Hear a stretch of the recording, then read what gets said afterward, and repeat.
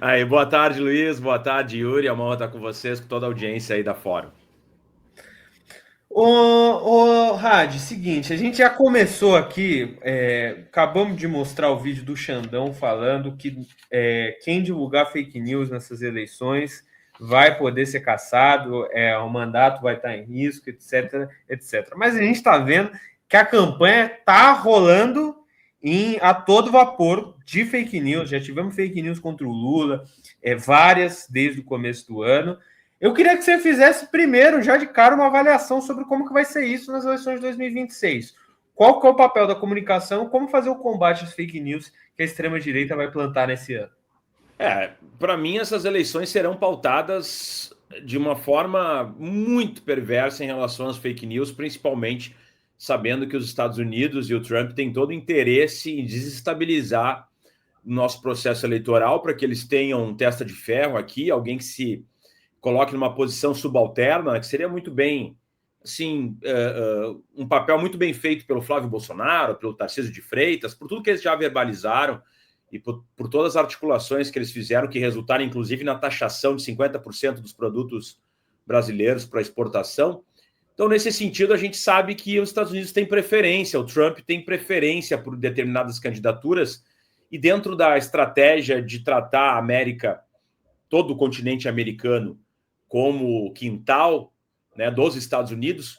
Então, para mim, isso é inexorável, é praticamente impossível que não aconteça esse tipo de interferência, principalmente através das redes sociais, que hoje estão completamente descontroladas e que o Trump verbaliza muito bem isso, com o Meta, com o X, com todas essas redes aí de desinformação. Então, a gente imaginar, por exemplo, que dentro das regras atuais, durante um processo eleitoral, que a Meta, que o X terão celeridade, ou até mesmo o YouTube, né, terão celeridade de retirar os vídeos, de punir os responsáveis pela divulgação do vídeo, de que no tempo, né, de um processo eleitoral de 45 dias, as regras atuais dariam conta disso, é ser muito ingênuo. Porque a gente sabe que dentro das normas atuais, provavelmente um vídeo que traga conteúdo falacioso, mentiroso, fake news, porque assim, só para a gente fazer uma diferenciação, uma coisa é fake news, que é aquilo que é criado, que é moldado, que é sabido já do início de que aquilo é uma grande mentira, uma grande articulação para que tenha impacto emocional e seja compartilhado a exaustão, que é diferente de uma informação equivocada. É bom que a gente faça essa diferenciação, porque muitas vezes tu pode ter sido mal informado enfim, divulgou aquilo, depois tu fica sabendo que aquela informação não foi realmente confirmada e vai se desculpar ou vai ter um direito de resposta, etc. Outra coisa é isso, é quando nós temos uma realidade que envolve algo que é, digamos, industrial, é uma forma industrial de propagação de uma mentira, que foi o caso, por exemplo, Nicolas Pix. Então, para mim, isso é muito importante que a gente tenha uma legislação e um judiciário realmente efetivos e que possam derrubar isso de uma forma célere, rápida, porque, caso contrário, nós teremos uma poluição de deepfake, né? Aqueles vídeos que alteram quem está falando, alteram a imagem, e isso tudo, se ficar nas normas atuais e nas regras atuais e como funciona a nossa justiça eleitoral nos dias de hoje, nós teremos um prejuízo assim que talvez nunca mais nós consigamos retornar a um Estado democrático de direito a partir de prejuízos causados pelas fake news. Deputado, eu vou trazer uma pergunta aqui da Michele e agradecê-la pela contribuição. Deputado, você será candidato a federal? Abraço. E já peço, Leonel, para você fazer uma análise que a gente tem feito aqui, estado a estado, e que você faça uma análise das eleições no Rio Grande do Sul, Senado, governo de estado. Lembrando a quem me pediu que eu já coloquei o link com aquele vídeo que vocês pediram, que tem todos os prefeitos, governadores que colocaram dinheiro público no Banco Master. Já está aqui, eu já coloquei aqui no chat, tá? Não, a nossa estratégia aqui é a reeleição como deputado estadual, continuar fazendo o embate, né, extrema-direita em nível nacional, mas a gente considera que existe um trabalho a ser feito no Rio Grande do Sul. Claro, um fator que foi muito preponderante para mim nesse momento foi o fato de ser pai. Fui pai há 2 meses atrás e, enfim, meu filho estaria completando 1 ano quando eu teria que ir para Brasília ficar fazendo essa ponte aérea.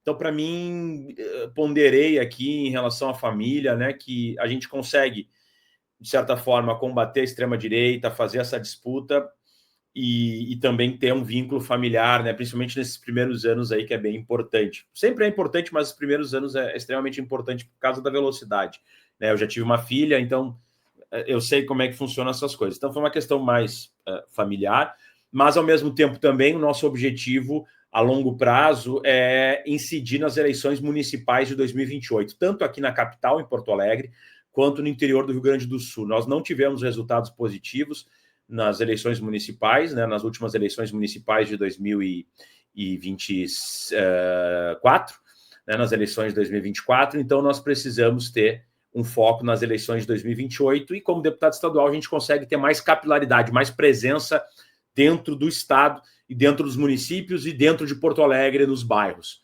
Então, essa é uma estratégia que a gente pensou. Em relação às eleições desse ano aqui no Rio Grande do Sul, nós temos alguns pontos, assim, de certa forma, preocupantes, outros pontos a serem analisados. Então, nós temos hoje algumas principais candidaturas já colocadas. A primeira é do Edgar Preto, pelo Partido dos Trabalhadores, foi o candidato da última eleição, não foi para o segundo turno por menos de 1.250 votos, o que numa eleição de uma população de 11 milhões de votantes não é absolutamente nada, né? Nós temos, imagina, 1.250 votos para uma população, na verdade, não votantes, né? Uma população de 11 milhões de gaúchos, né? Votantes talvez sejam 7 a 8 milhões, não é absolutamente nada, foi irrisório, mas nós temos, então, por outro lado, né, nós temos ali a Juliana Brizola, que viria pelo PDT, que também representaria o campo progressista, embora o PDT hoje faça parte do governo Eduardo Leite. Então, o PDT tem essa contradição. Em nível nacional, está com o presidente, em nível estadual, está com o governador Eduardo Leite e faz oposição, digamos, ao PT.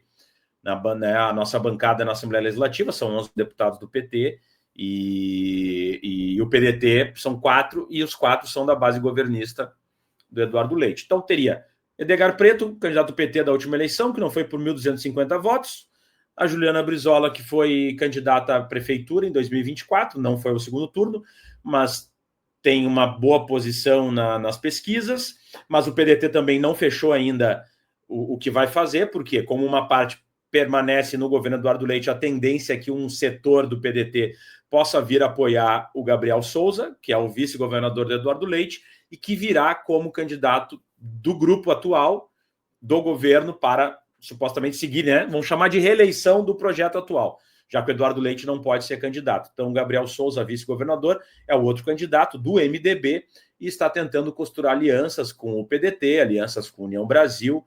O PP, o Partido Progressista, está rachado, mas a grande parte apoiará o próximo candidato que eu vou falar, que é o Zucco, que é o Luciano Zucco, que é o deputado federal, braço direito do Bolsonaro, e que é o candidato que hoje, em tese, estaria no segundo turno, disputaria o segundo turno aqui nas eleições. Então, nós teríamos o Zucco já consolidado no segundo turno, segundo as pesquisas, e essa disputa desses 3 principais candidatos para saber quem iria para o segundo turno. O Gabriel Souza, que é o candidato do governo atual, está muito mal colocado nas pesquisas, tem 6%, o que é estranho, né? Porque ainda se tem aquela expectativa que no Rio Grande do Sul já aconteceram alguns fenômenos de candidatos que saíram muito atrás e acabaram vencendo a eleição. Isso já não aconteceu 3 vezes, pelo menos, com a Ieda Cruzes, aconteceu com o Rigoto e aconteceu com o Sartori. Só que os 3 candidatos eram candidatos outsiders, né? Eram deputados que não eram tão conhecidos ou não estavam na política, já tinham sido prefeitos. E dessa vez nós temos, então, um candidato que já é do governo, que já é vice-governador, que já foi presidente da Assembleia Legislativa e, mesmo assim, tem performado muito mal, o que coloca aí a continuidade do governo Eduardo Leite em xeque. Então, assim, nós temos ali, para mim, o maior desafio é o segundo turno. Como essas forças, no segundo turno, poderiam ampliar uma base eleitoral a fim de derrotar a extrema-direita, que, no meu entendimento, dessa vez é muito mais perversa, é muito mais perigosa e traria muito mais danos ao Estado do que a candidatura anterior, que era representada pelo Onyx Lorenzoni, derrotado pelo Eduardo Leite, com o apoio do campo progressista, do campo da esquerda, naquela eleição, né, que foi o que determinou essa vitória do Eduardo Leite. Caso contrário, ele nem teria ido ao segundo turno, porque até setores do campo progressista votaram nele no primeiro turno para não correr o risco de perder a eleição no segundo turno, justamente nessa correlação de forças. Porque aqui a gente tem 30% de extrema-direita, 30% do campo progressista de esquerda, e nós temos aí, né, uma margem considerável de 40% que migram, mas essa terceira via que muitas vezes ganha o processo eleitoral nessa polarização, então o Rio Grande do Sul tem uma terceira via mais à direita, ela acaba se juntando com a extrema-direita nessas disputas de segundo turno. Então, a gente precisa ter esse cálculo político. Então, para mim, é isso. E no Senado, nós temos, então, o nome do Paulo Pimenta como representante do Partido dos Trabalhadores, né, que é uma eleição de 2 senadores e que a gente disputa, então, nesse momento, a eleição do cargo do senador Paulo Paim, que é do PT. Por quê? Porque o Paulo Paim está se aposentando e temos o Paulo Pimenta, que, em tese, ocuparia novamente esse quadro ali, esse espaço do Senado. Então, Paulo Paim não será candidato à reeleição, nós temos o Paulo Pimenta como candidato ao Senado já consolidado, nós temos a Manuela Dávila pelo PSOL, que também, em tese, ainda as negociações, né, o PSOL pode estar na chapa junto com o Partido dos Trabalhadores, então a Manuela Dávila pelo PSOL, e pela extrema-direita nós temos, então, Marcel Van Hatten, que é o deputado federal, né, o segundo ou terceiro mais votado, perdeu para o Zucco, né, porque sempre foi o deputado federal mais votado, perdeu para o Zucco, e também o Sanderson, né, pela extrema-direita, teria o Reins, e tem outros nomes ali que não têm ainda despontado, né, de uma forma mais efetiva.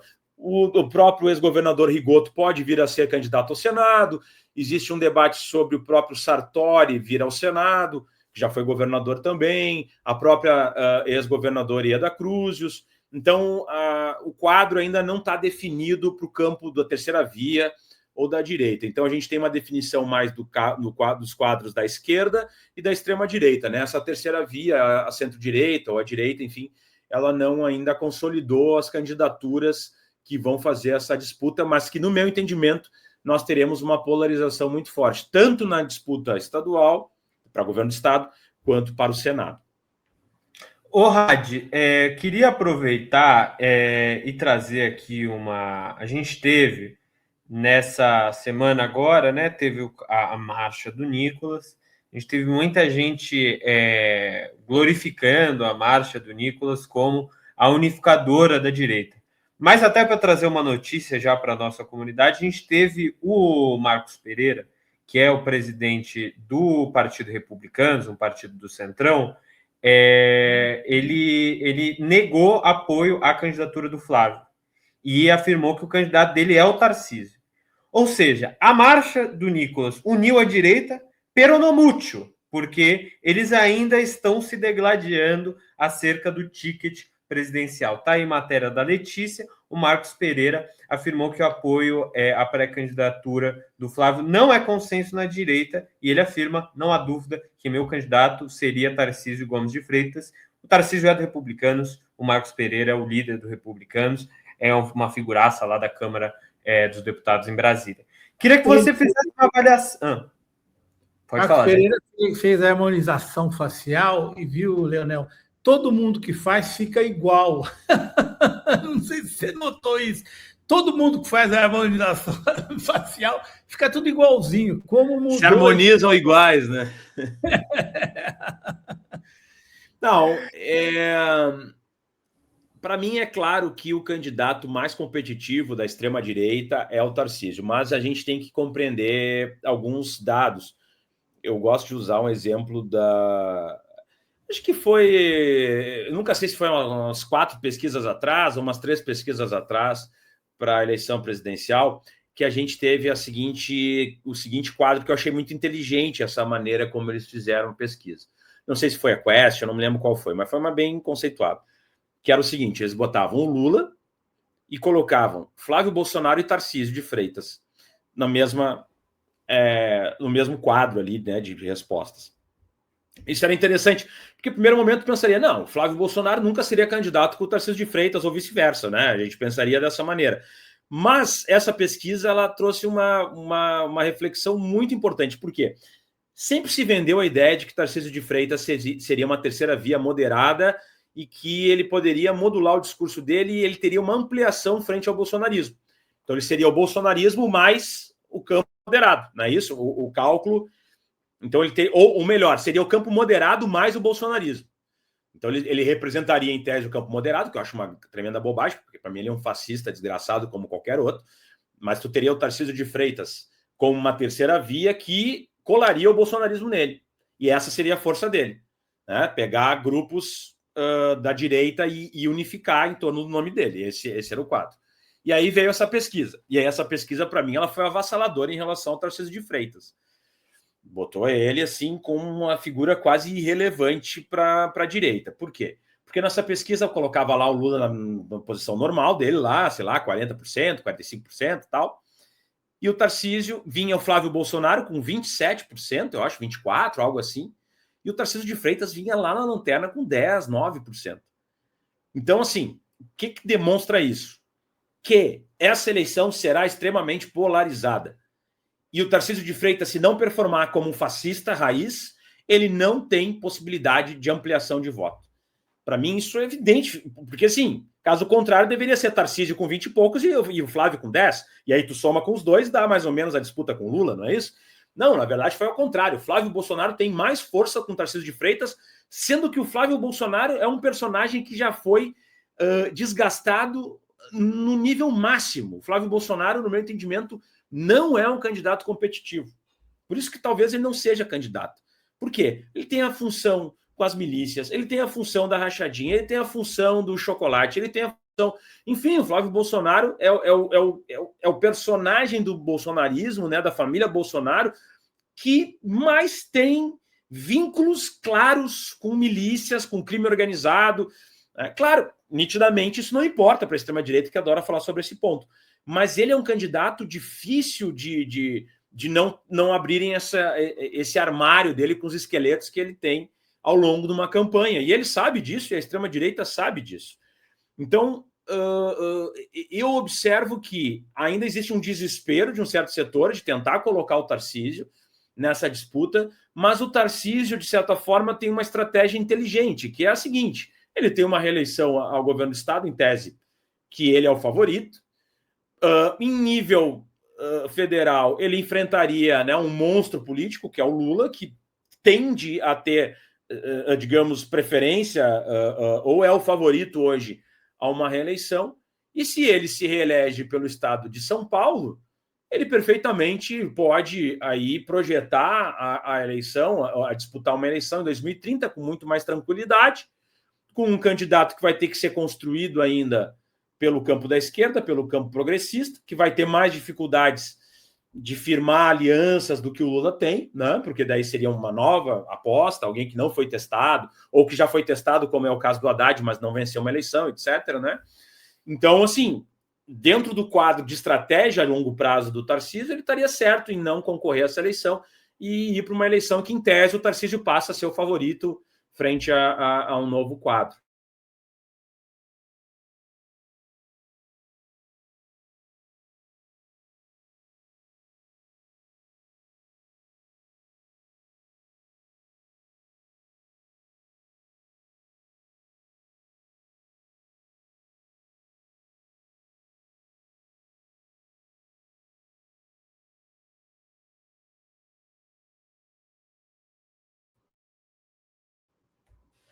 Vamos ver se eu retornei agora. Vamos ver.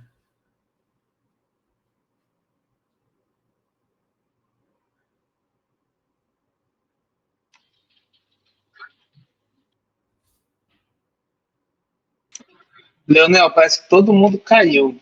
Pois é. Junto. O Azenha e o Yuri estão voltando. Vamos ver. Vamos ver o Azenha aí. Voltamos. Aí? Voltamos? Eu fiquei na dúvida se era eu que tinha caído, se eram vocês. Eu fiquei... Foi todo mundo. Foi todo mundo. Mas, enfim, eu acho que essa é a análise assim, em relação ao Tarcísio como estratégia, entende? Que ele vá pensar, né, numa eleição que ele tenha mais viabilidade eleitoral. Agora, claro, as pressões vão continuar. Talvez, né? Assim, hoje, para mim, o quadro está consolidado. Para mim, provavelmente, o Tarcísio não será o candidato à presidência. O Flávio não é o candidato prioritário. Agora, eles estão no mato sem cachorro nesse sentido e vão colocar todas as cartas e dinheiro, recursos no Senado, porque daí é a disputa que eles podem realmente emplacar.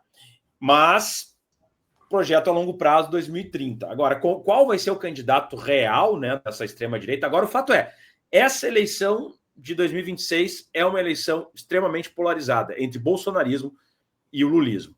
Ponto final. Não há terceira via, vai surgir um candidato, vai performar. Não vai. Quem sair desse roteiro não vai performar, não vai conseguir fazer voto. Azenha? Leonel, a gente ficou um pouquinho fora do ar, só para dar uma satisfação para as pessoas que estão nos seguindo. Ô, Leonel, eu queria saber de você o seguinte: a extrema-direita ela focou muito no Senado por causa dessa história que eles querem, obviamente, ter controle sobre o Supremo Tribunal Federal, caçar fazer o impeachment do Alexandre de Moraes, etc. e tal. Como é que você está olhando para o conjunto, né? O governo Lula me parece muito preocupado com isso, com escolher bons candidatos ao Senado. Como que você está olhando para isso aí no Rio Grande do Sul e também no conjunto nacional? Você acha que eles conseguem emplacar uma maioria no Senado? É complicado, porque se for pensar, por exemplo, Santa Catarina, né, que a gente já teve Deli Salvati, já tivemos aí quadros extremamente progressistas, né, no Senado. O Carlos Bolsonaro vai para lá, se candidata morando há 2 semanas e vai ser eleito, tudo indica, né? Ele mais outro da extrema-direita. Então a gente vê que a tendência para essa eleição, se não tiver realmente um cálculo eleitoral e de financiamento, porque essas campanhas são caríssimas, né? Uma campanha para o Senado é uma campanha de governador, porque é uma campanha majoritária, não é proporcional. Vence quem faz mais voto, ponto final. Não é, sabe, legenda, não tem esse cálculo. Então, é tão importante, tão relevante, tem tanto volume quanto uma campanha para governo do Estado. Então, assim, eu espero e eu vejo esse movimento, porque isso já foi notado pelo presidente Lula e pelo Partido dos Trabalhadores, enfim, pelo campo da esquerda, que a gente tem que ter realmente candidatos competitivos, recursos financeiros e o foco nesse processo eleitoral. Para mim, se a gente fosse hierarquizar a eleição desse ano, por incrível que pareça, eu montaria da seguinte maneira: primeira prioridade, por óbvio, presidência da República. A segunda prioridade, Senado. A terceira prioridade, deputados federais. A quarta prioridade, governadores. Entende?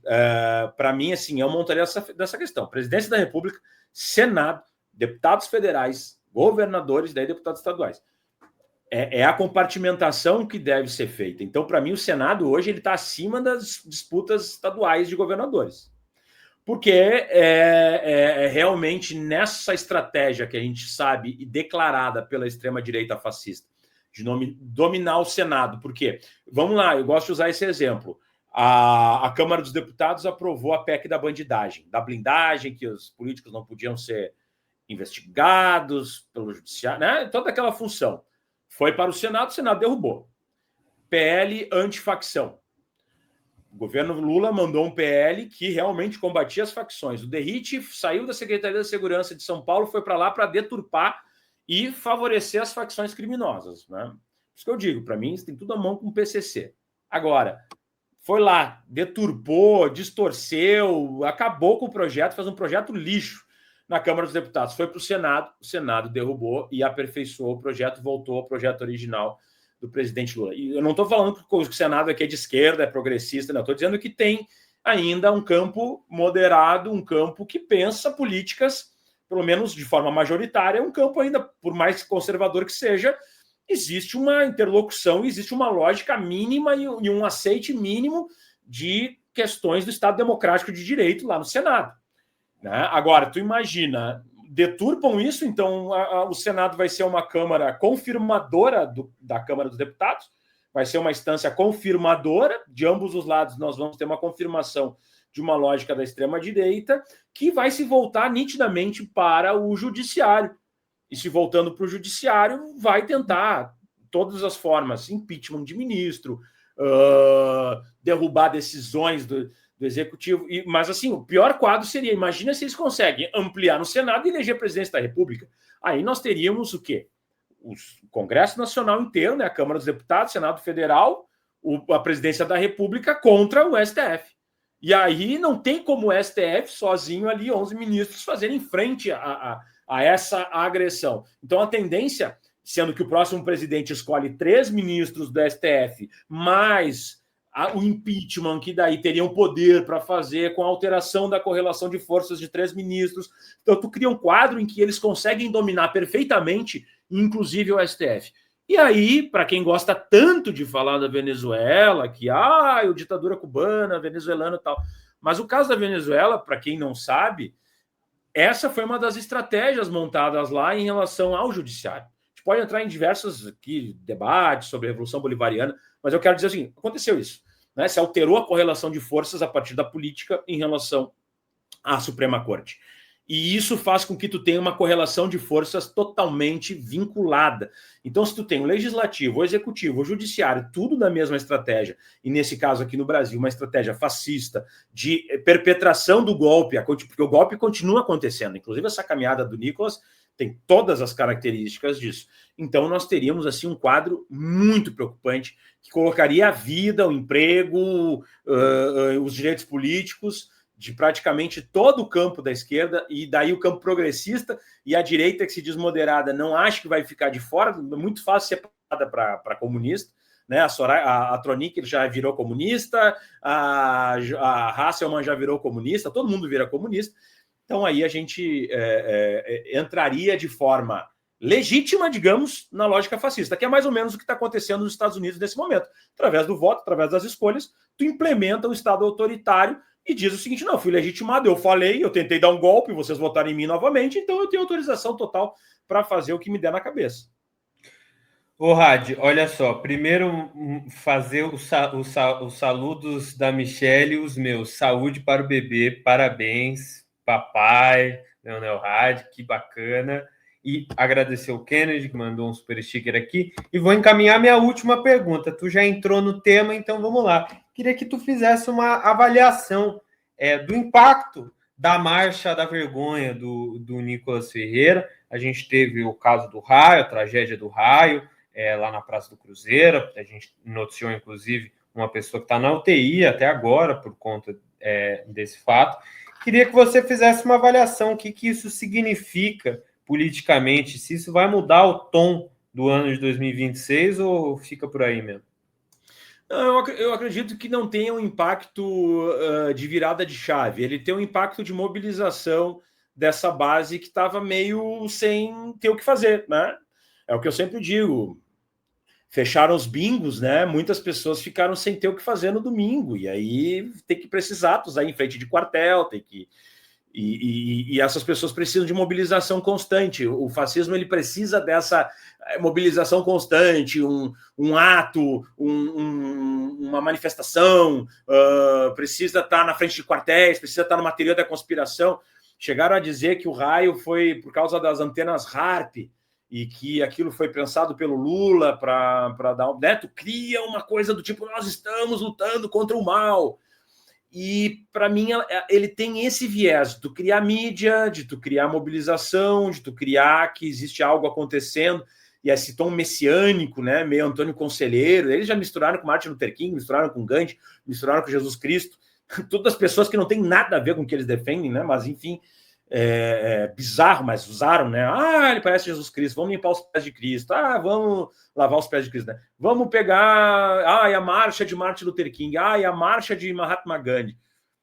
É bizarro, né, cara? Essa dissonância cognitiva chega um momento que até começa a te irritar um pouco, porque é muita incoerência, né? Imagina o Martin Luther King, que defendia, digamos, a política dele acabou desencadeando a política de cotas, que é justamente o que os caras atacam frontalmente. Isso é só um aspecto, né, da vida dele. Mas, assim, para mim é isso, é mobilização, é criar pauta. Agora, a questão do raio, isso demonstra o quanto essas pessoas da extrema-direita, elas têm essa pulsão de morte, que é falada várias vezes, necropolítica. Porque, assim, qualquer pessoa minimamente esclarecida saberia que um descampado, onde tem um guindaste, se for observar no vídeo, tem um guindaste enorme com uma bandeira do Brasil pendurada e grades de metal, num descampado, numa baita tempestade, que já tinha raios caindo em outros locais, com chuva muito forte. Qualquer pessoa minimamente esclarecida saberia que aquele guindaste, por si só, é um para-raio. Se for ninguém tem chamado a atenção, mas cai bem ali, é bem naquela área ali, né, num gradil que tem. Mas assim, é como se fosse uma antena e tem um gradil embaixo. Então é óbvio que ia cair aquele raio ali, ou a probabilidade era altíssima. Então eles fizeram disso, inclusive mídia, para dizer que Deus está mandando aprovação, tudo vira debate de que aquilo é uma demonstração, tudo vira demonstração. Agora sim, essa caminhada foi muito bem financiada. Temos vídeos aí de engarrafamento de helicóptero na estrada. 5, 6 helicópteros engarrafados na estrada. Temos ali festa com picanha, barracas de alto padrão. Eles ficaram em hotéis ali de luxo para as regiões que eles caminharam. Muitas caminhonetes, cooler, equipamento. Fora o tempo, né, dessas pessoas caminhando aí durante... Né, não fazem nada da vida, mesmo que ainda estejam numa situação de recesso parlamentar. Mas, assim, essa quantidade de pessoas, quantidade de parlamentares, quer dizer, não tem que voltar para sua base, não tem que dialogar na sua cidade, não tem que retornar ao seu estado. Até o Zuco estava lá nessa caminhada, ao invés de estar aqui no Rio Grande do Sul trabalhando, né, dialogando com as bases. Então, assim, muito dinheiro, muita deturpação, porque, assim, vendia uma imagem que era o Nicolas resolveu um dia sair caminhando para libertar, e é muito interessante o tempo político, né, já para encerrando. O tempo político. O Bolsonaro está preso desde novembro, né? Nós temos aí diversas situações do julgamento que já tem acontecido, já está consolidado, foi para a cadeia. Aí, quando a Damares Alves começa a abrir a boca sobre a relação das igrejas, Igreja Lagoinha, o nome do Nicolas está lá no celular do Vorcaro, né? O Gayer agora respondendo processo por desvio de cota parlamentar, o Jordi lá recebendo, né, sendo réu em processos ali também de lavagem de dinheiro lá no Rio de Janeiro. E daí pode ver quem é que está na linha de frente ali, são exatamente esses parlamentares. Justamente no momento que, politicamente, digamos assim, temporalmente, por que tu faria agora essa caminhada, né? Porque o cara está preso desde novembro. O que vai mudar agora? Que julgamento que tem, que alteração que teria que acontecer? Essa caminhada, se tivesse uma lógica ainda minimamente razoável de libertação do Bolsonaro, teria que ter acontecido uma semana antes dele ser condenado ali à prisão, né? Para fazer uma pressão, o povo está na rua.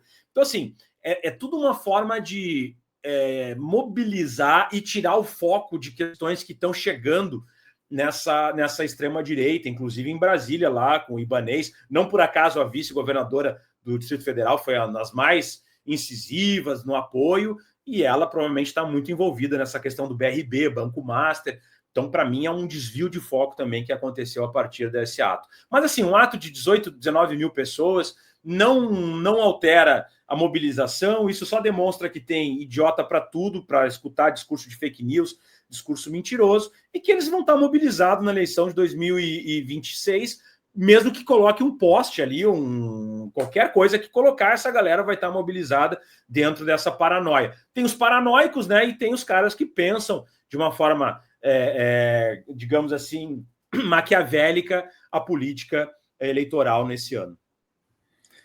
Leonel, muito bom. Queria agradecer a sua participação aqui no Fórum 11h30 desta terça. A gente vai picotar um monte essa entrevista aqui para mandar lá para as redes. Queria agradecer a sua participação, ter disponibilizado tempo para conversar com a gente, viu? Valeu, Yuri, valeu, Azenha, toda a audiência da Fórum, tamo junto. Um abraço, até mais. Obrigado, Leonel.